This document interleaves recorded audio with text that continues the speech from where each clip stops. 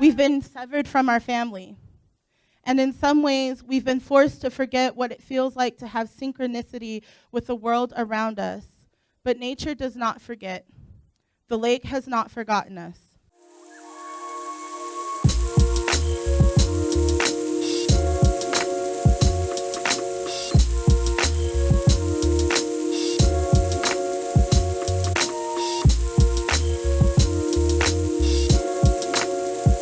And at this moment, I am specifically addressing the legislators and lawmakers of this state, a great number of whom have uplifted, protected, and enacted the violent tenets of genocide and colonialism, which have brought us to the moment we are in.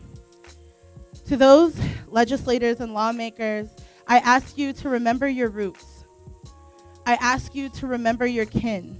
A lot of you can see the lake from where you're standing right now, right? The lake is right over here.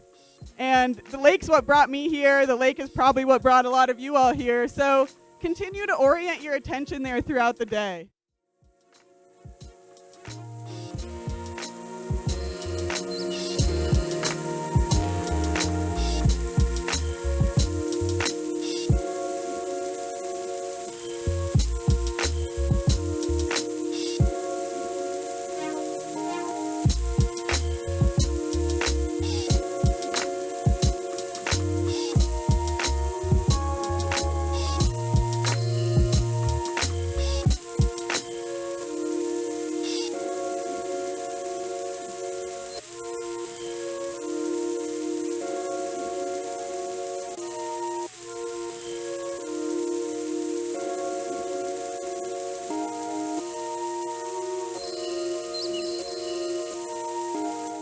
The Great Salt Lake is in danger. The lake itself is dying, it's drying up at an incredibly fast rate, and as a result, the ecosystems that survive and thrive off of the lake are also in danger. We have tons of scientific literature explaining the science behind the air quality and the danger of the lake dying. But I think if we kind of zoom out of that, out of just the science, and really start talking about the systems that brought us here and the ideologies that brought us here, that's the only way that I think we're actually going to solve the problem, is we have to get really honest about what the problem is and who's causing it.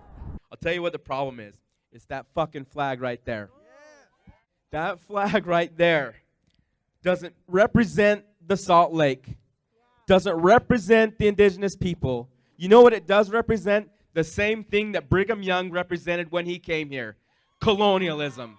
Recognize the roots. Recognize where the roots come from. Legislation is what has put us in this problem.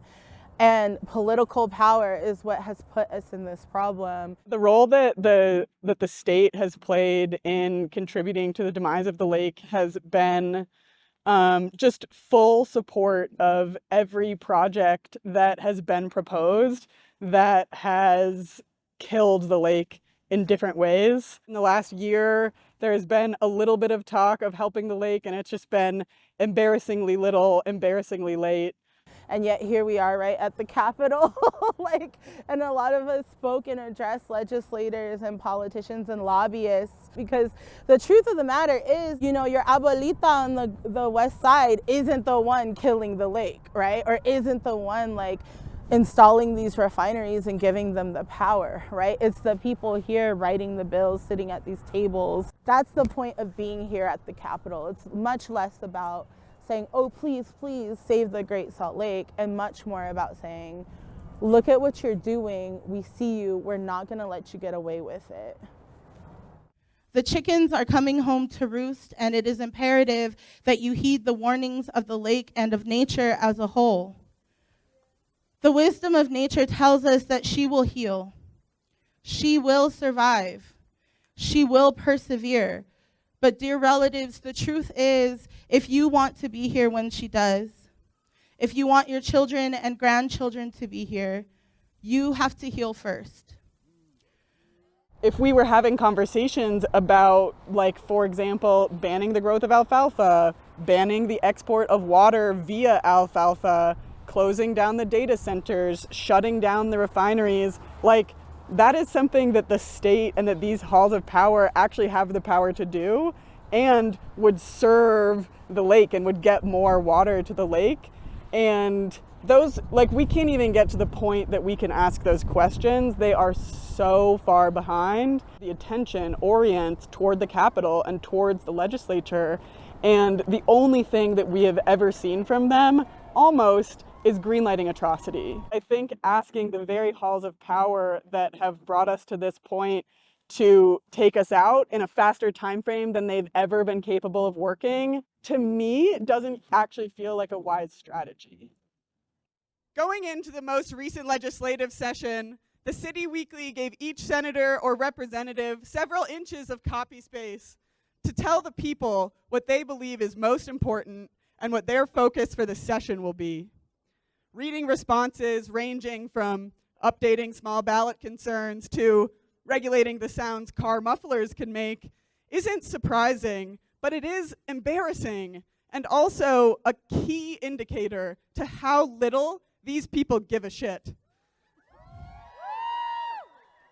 I mean, if mufflers top your priority list in 2022, it is all the evidence I need to know that you are negligently evil, which is a strong word, I know. I'm using it on purpose because one open-eyed look at the world today, I think, proves my point. Good day and fuck you. I will see you on the other side of the rubble that used to be the Capitol building.